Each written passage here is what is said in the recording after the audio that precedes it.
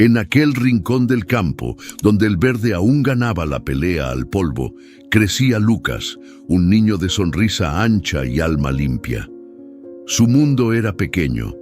La casa de adobe, las hileras de maíz que se mecían como un mar dorado, el canto de los gallos anunciando la mañana y sobre todo el amor de sus padres. Doña Mariana, su madre, era una mujer de fe profunda. Cada mañana, antes de que el sol terminara de desperezarse sobre los cerros, se arrodillaba en el patio de tierra apisonada y hablaba con Dios como quien habla con un padre que escucha de verdad.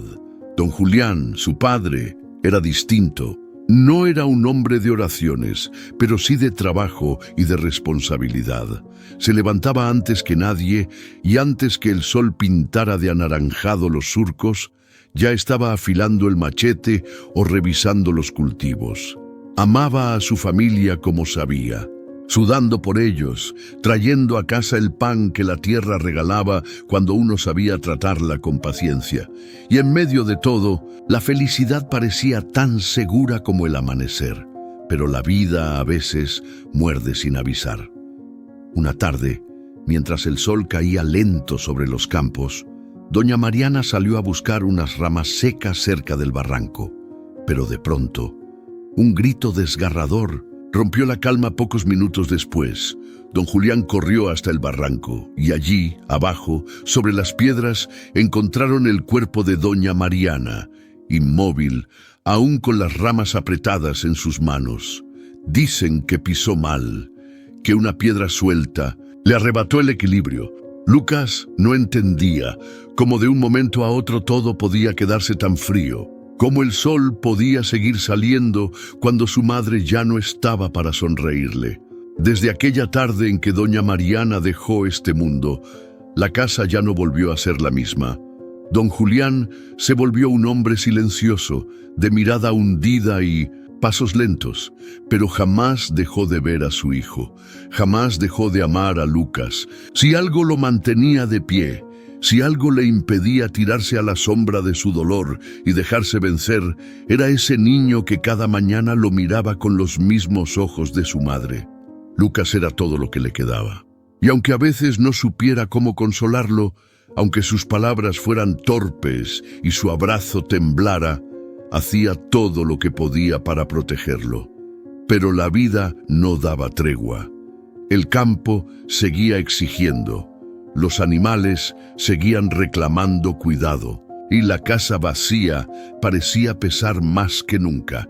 Don Julián luchaba por cumplir con todo, pero la carga era demasiado pesada para un solo par de manos y un corazón roto. Cada vez que miraba a Lucas, tan pequeño, tan vulnerable, sentía una punzada de culpa. No era justo que el niño creciera sin una madre. No era justo que la risa que antes llenaba la casa ahora se escondiera en los rincones. Fue esa culpa, ese amor desesperado, lo que lo llevó a aceptar la ayuda de Paula, una mujer que al parecer había vivido en un caserío cercano y que al enterarse de su situación se presentó ofreciéndose para ayudar. Paula cocinaba, limpiaba, se mostraba amable con Lucas. Y a don Julián le pareció que quizá Dios, después de todo, no lo había dejado completamente solo. No buscaba amor para sí mismo. No buscaba reemplazar a Mariana. Buscaba una madre para su hijo. Alguien que le devolviera al niño, aunque fuera un poco, ese calor de hogar que la muerte les había arrebatado. Lucas, con la inocencia de su edad, aceptó la presencia de Paula con cierta timidez. No la veía como veía a su madre, pero en su corazón herido, cualquier gesto de cariño parecía necesario. Pasaron unos meses, y aunque la tristeza seguía habitando la casa, el rumor de la gente no tardó en llegar. Don Julián había decidido casarse de nuevo, una decisión nacida, no del deseo, sino del miedo. Miedo a no ser suficiente para el hijo que tanto amaba.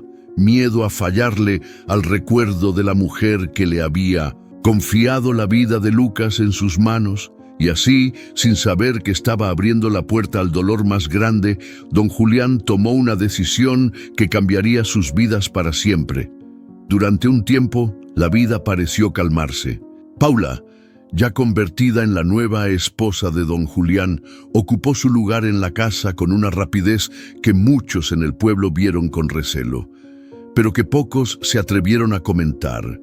Se mostraba servicial, atenta, preocupada por las labores del campo y la crianza de Lucas.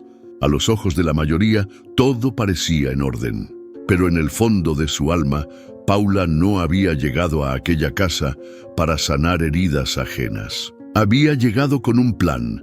Antes de acercarse a don Julián, había trabajado como sirvienta en la casa de don Ramiro, un viejo abogado del pueblo, un hombre de rostro arrugado y memoria traicionera, que, entre conversaciones sueltas, dejó escapar más de una vez información que no debía. Entre papeles viejos y cuentas olvidadas, Paula oyó el nombre de don Julián, vinculado a tierras extensas, infértiles, tierras heredadas de sus abuelos, tierras que por humildad o simple desconocimiento, Julián nunca había explotado ni reclamado en toda su magnitud.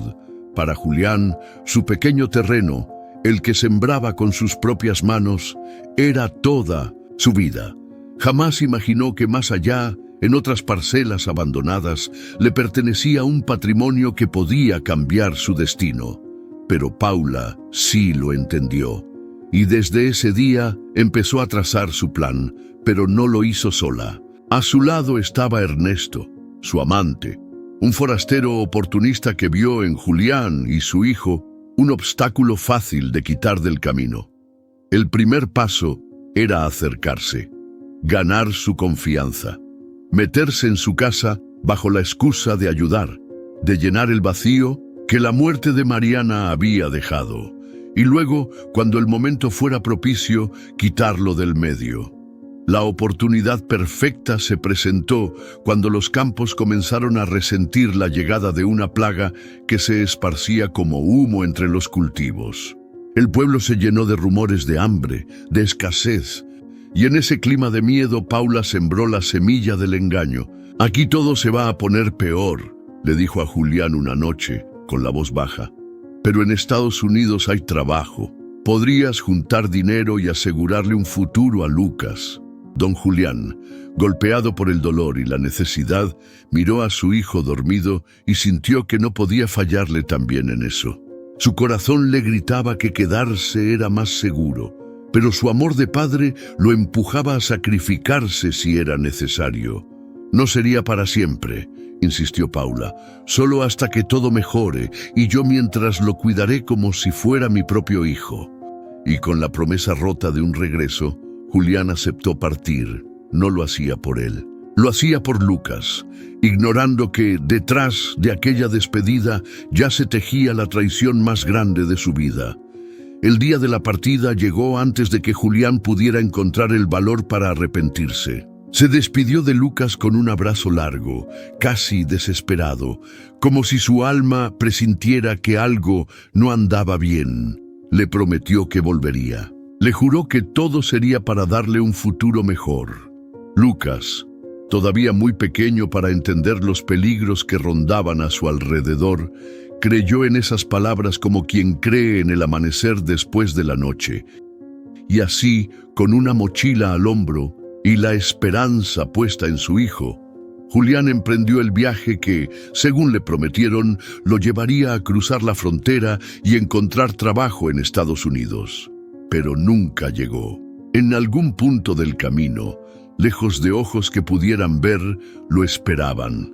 Ernesto, el amante de Paula, fingió ser un amigo enviado para ayudarle a cruzar más rápido, pero apenas se internaron en un paraje solitario, todo cambió. No hubo advertencias, no hubo defensa, solo un golpe brutal que dejó a Julián tendido en la tierra seca. Mientras se desangraba, aturdido, Julián alcanzó a escuchar la voz de Ernesto, fría como cuchillo. «No llores, viejo», se burló. «Paula y yo planeamos esto desde mucho antes de que siquiera pensaras en casarte otra vez». «¿Paula?», balbuceó Julián sin poder creerlo. «Sí, tu dulce esposa», rió Ernesto, cruel. Todo este tiempo fuiste un tonto. Nunca supiste que eras el dueño de las mejores tierras del pueblo. ¿Sabes qué es lo mejor?, añadió inclinándose cerca de su oído. Cuando termines de morirte, nosotros nos quedaremos con todo, y tu hijo te acompañará muy pronto. Después de eso, el silencio del desierto se tragó todo. Ernesto lo dejó allí, tirado, bajo ese sol despiadado, lejos de cualquier ayuda. Y en el pueblo pasaron los días, las semanas, y la noticia que corrió fue simple y cruel. Don Julián murió en el intento de cruzar. Nunca llegó, nunca regresará. Paula, vestida de negro, fingiendo lágrimas, fue declarada tutora de Lucas, dueña y señora de las tierras que, legalmente, ahora pertenecían al niño. Pero no solo se apoderó de la casa de Lucas, se apoderó también del pueblo entero. Usando las escrituras que Julián nunca había llegado a entender, Paula y Ernesto sometieron a los campesinos vecinos, subieron los arriendos, acapararon el agua, cobraban impuestos absurdos para usar los caminos. Quien no pagaba perdía su terreno, quien reclamaba era echado sin piedad. El pueblo, antes sencillo y trabajador, terminó hundido en la pobreza y el miedo. Era como si una sombra pesada hubiera caído sobre todo, y en medio de esa desgracia estaba Lucas. Lo que al principio fue indiferencia, pronto se volvió crueldad abierta. Paula no tardó en mostrar su verdadero rostro.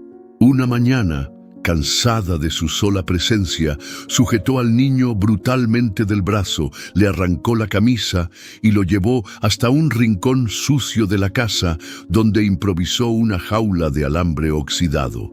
«Ahí vas a quedarte, mocoso inútil, hasta que te mueras como tus papitos», le gritó empujándolo dentro. Con un candado viejo selló la puerta y, para asegurarse de que no escapara, le ató una cadena al tobillo. El suelo era duro, frío y reseco. No había manta, no había consuelo.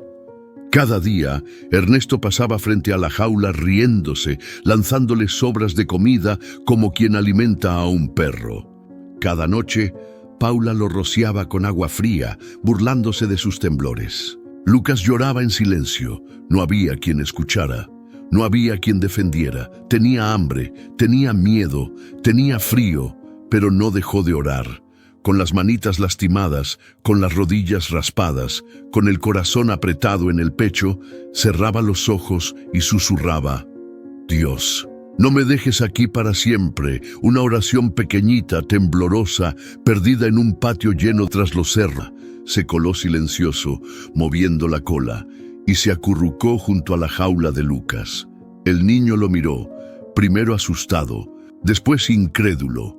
El perrito lamió su mano a través de los barrotes y se quedó ahí, acompañándolo.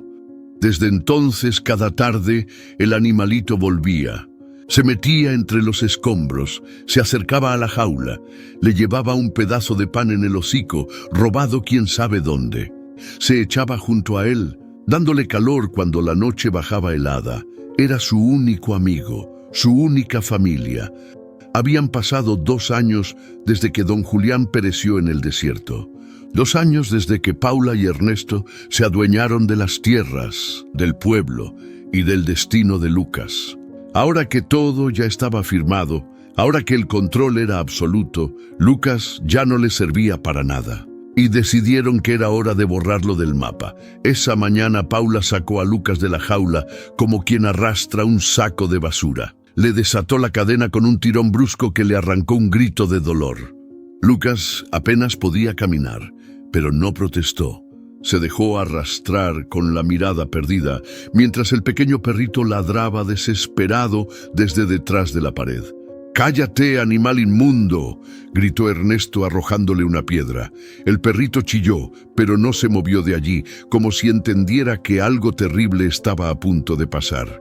Paula y Ernesto subieron a Lucas a una carreta vieja, tapándolo con una manta como si fuera un fardo cualquiera.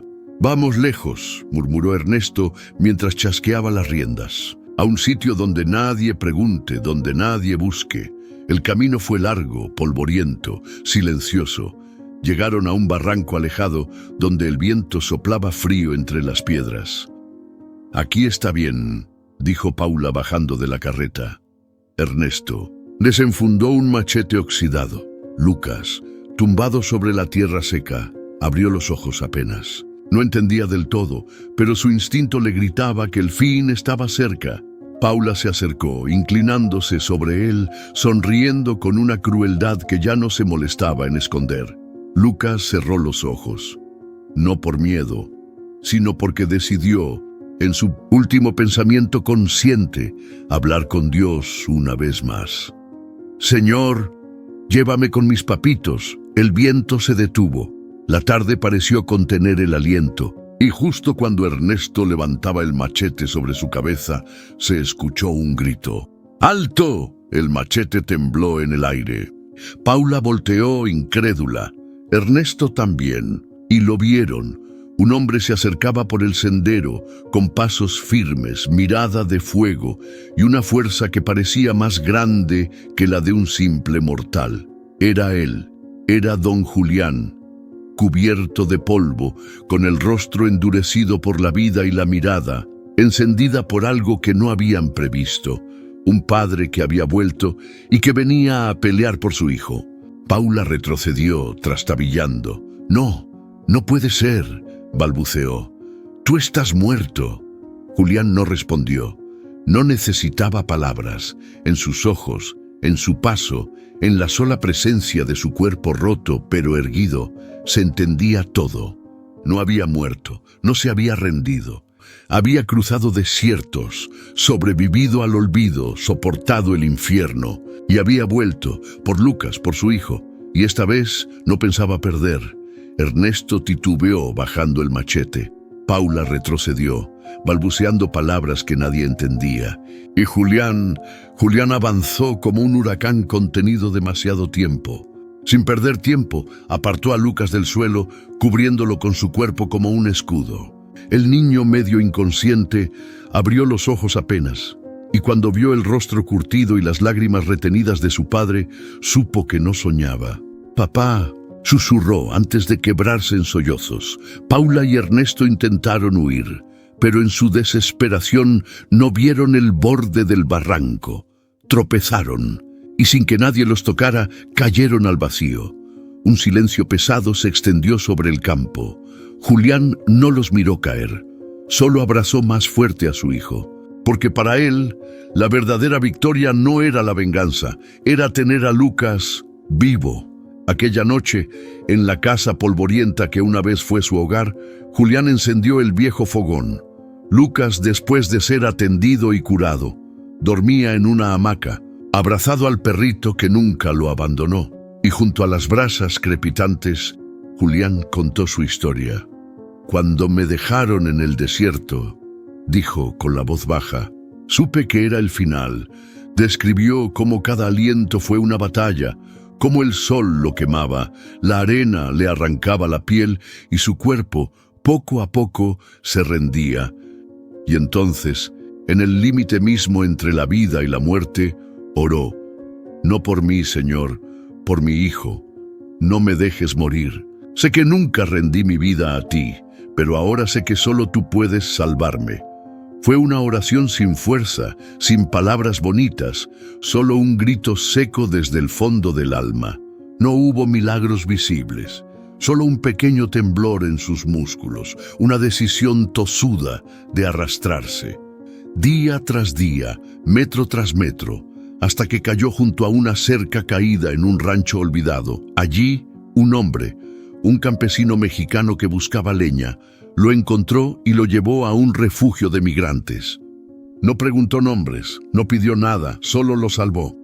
Durante meses, Julián luchó por vivir, curaron sus heridas, le enseñaron a caminar otra vez, y cuando estuvo fuerte, trabajó en los campos más duros que jamás había conocido. Cultivos de algodón, de uva, de maíz a gran escala. Allí no solo sudó, aprendió a negociar, a administrar, a sembrar en grande. El patrón, un hombre justo y piadoso, viendo su esfuerzo y su fe viva, le ofreció ayuda. Cuando puedas volver a tu tierra, Julián, empieza de nuevo. Aquí tienes algo para levantar lo que el dolor quiso derrumbar. Y le puso en las manos un pequeño préstamo, suficiente para soñar otra vez. Julián no desperdició el regalo. Guardó cada dólar como si fuera sangre, hasta que pudo regresar, hasta que encontró el modo de cruzar, de volver, de cumplir la promesa que hizo entre sollozos en el desierto. Con el tiempo, Julián no solo salvó a su hijo, salvó también al pueblo. Reabrió los campos, sembró nuevas cosechas, compró semillas, herramientas, enseñó a los hombres a creer otra vez en la tierra, donó parte de sus tierras para que las familias más pobres pudieran trabajar, y donde antes hubo hambre y miedo, volvió a brotar el maíz, el trigo, la risa de los niños. Lucas creció libre, ya sin cadenas en los tobillos, ya sin lágrimas escondidas, con su padre a su lado y su pequeño amigo peludo corriendo entre las milpas. Cada tarde, Lucas miraba al cielo y recordaba las noches en que, entre barrotes y frío, apenas pudo orar a Dios como le enseñó su madre, y sonreía porque sabía que Dios no lo había dejado, que Dios nunca olvida a los que confían en Él, ni siquiera cuando todo parece perdido.